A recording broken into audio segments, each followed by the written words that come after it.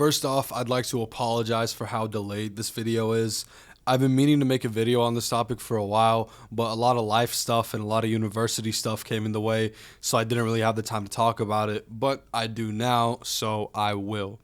For those unaware, Yakuza Kiwami 3 was announced a few weeks ago, and certain characters such as Rikiya, Nakahara, and Hamazaki were recast with likeness actors. Likeness actors are nothing new in the Yakuza series. In the past decade, each major release has seen at least one major likeness actor to appeal to Japanese audiences, and surprisingly in Infinite Wealth, international audiences as well. My general opinion on likeness actors is negative. I don't see a need for likeness characters, because that inherently tells me from the rip that we will only be seeing this character for one game.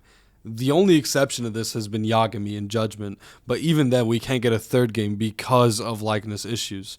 It's just a big headache to have a likeness actor be a big character, but I mean, I get the appeal. Their names probably help sell the games better, so I'm kind of whatever with it. So out of the 3 recasts we have for Kiwami 3, I initially only had a problem with one of them, that being Hamazaki. And these opinions were before I heard of anything else. Just off the trailer, my instinctual reaction was that the original Hamazaki had such a unique asshole Yakuza look that looked absolutely badass and fit his character arc from 3 to 4 really well. So to replace him with the most vanilla looking guy ever was just stupid in my opinion. And then a few days after the summit, I come to find out there are far deeper reasons to be against this recast. Hamazaki's recasted actor is a guy called Teruyuki Kagawa. He was a big household name in Japan up until 2022, when a news story broke that this guy had sexually harassed 2 hostesses in 2019. He then issued a half-assed apology to the first victim and then proceeded to bash the second victim, telling her that she's taking advantage of the public outcry against him, trying to make the incident seem bigger than it was, and probably even more disgusting than all of this gaslighting, he says to her, it's past the statute of limitations anyway. Everyone in life fucks up.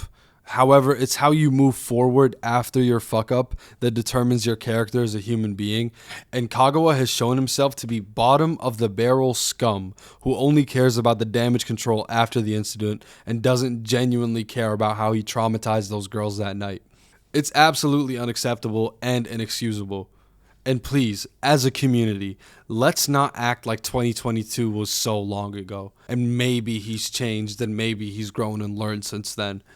Knowing RGG, Kiwami 3 was probably in the casting phase probably around a year and a half ago, so early 2024, which is only 2 years after he issued his half-assed apologies to the first victim and was gaslighting and bashing his second victim. He's the same guy then as he is now, and it is shameful that RGG refused to acknowledge his past in the slightest. And what's even more shameful and embarrassing is that Kiwami 3's director, Ryosuke Hori, is actively hiding replies on Twitter and deleting tweets and updating his bio to say annoying replies will be blocked. Not to mention, even the main RGG Instagram in Japan are limiting comments because of the remove Kagawa hashtag. This is the absolute stupidest hill to die on.